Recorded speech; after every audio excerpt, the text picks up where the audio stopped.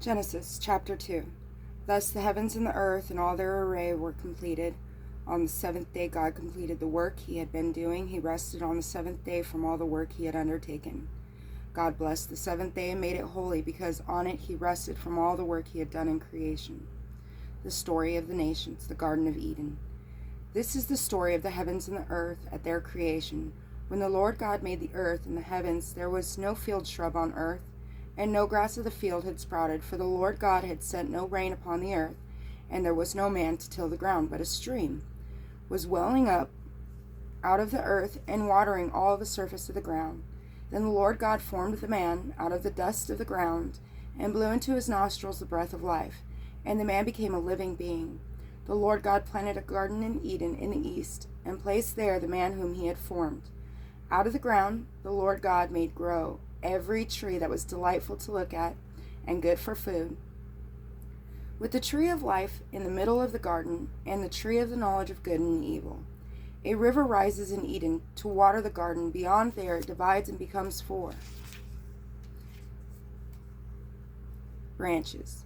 The name of the first is the Pishon. It is the one that winds through the whole land of Havilah, where there is gold. The gold of that land is good. Bdellium and lapis lazuli are also there.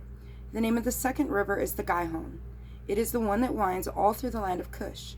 The name of the third river is the Tigris. It is the one that flows east of Ashur.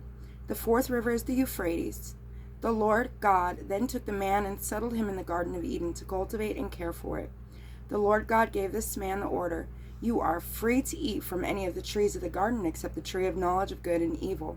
From that tree you shall not eat. When you eat from it, you shall die." The Lord God said, "It is not good for the man to be alone. I will make a helper suited to him." So the Lord God formed out of the ground all the wild animals and all the birds of the air, and he brought them to the man to see what he would call them. Whatever the man called each living creature was then its name. The man gave names to all the tame animals, all the birds of the air, and all the wild animals, but none proved to be a helper suited to the man.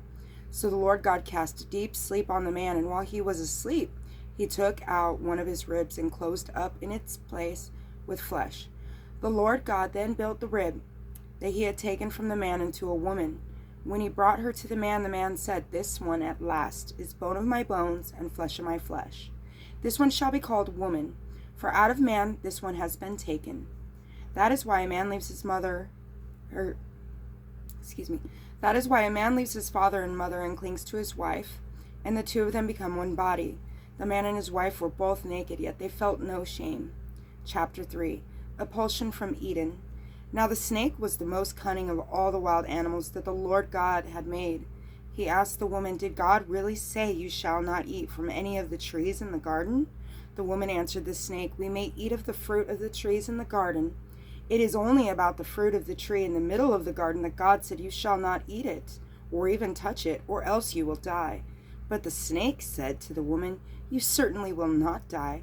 God knows well that when you eat of it, your eyes will be opened, and you will be like gods, who know good and evil."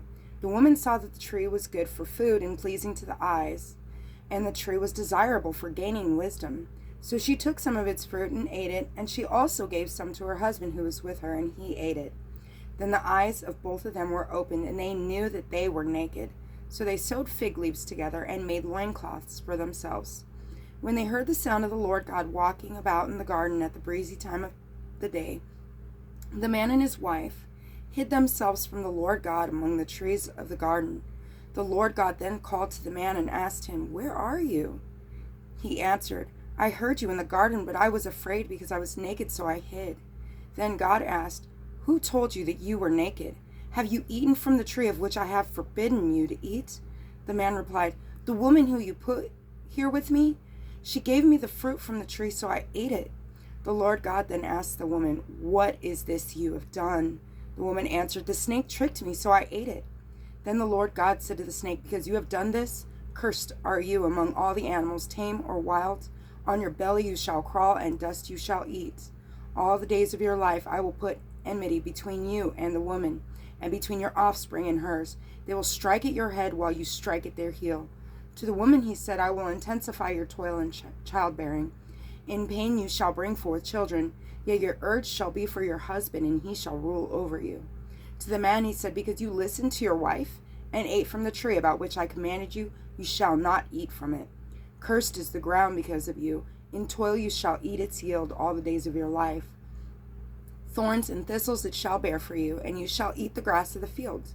By the sweat of your brow you shall eat bread, until you return to the ground from which you were taken. For you are dust, and to dust you shall return. The man gave his wife the name Eve, because she was the mother of all the living. The Lord God made for the man and his wife garments of skin, with which he clothed them. Then the Lord God said, See, the man has become like one of us, knowing good and evil. Now, what if he also reaches out his hand to take fruit from the tree of life and eats of it and lives forever? The Lord God therefore banished him from the Garden of Eden to till the ground from which he had been taken. He expelled the man, stationing the cherubim and the fiery revolving sword east of the Garden of Eden to guard the way to the tree of life. God bless you guys.